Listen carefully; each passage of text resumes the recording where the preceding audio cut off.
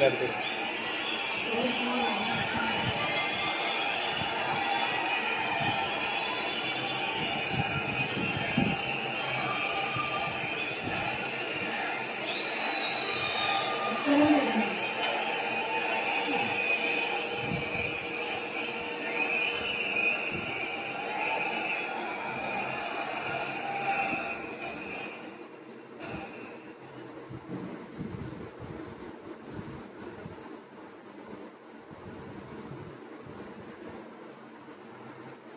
நான் C Joseph Vijay எனும் நான்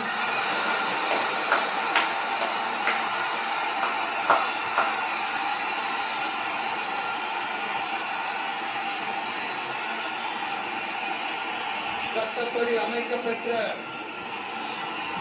இந்திய அரசியல் அமைப்பின்பால் உண்மையான நம்பிக்கையும் மாறா பற்றும் கொண்டிருப்பேன் என்றும் இந்திய நாட்டின் ஒப்பில்லாத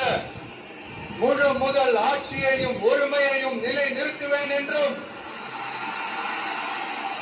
தமிழ்நாட்டு அரசின் முதலமைச்சராக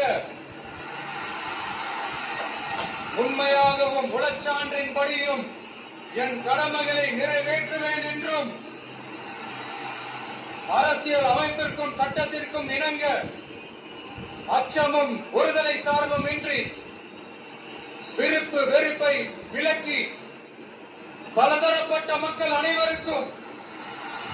நேர்மையானதை செய்வேன் என்றும்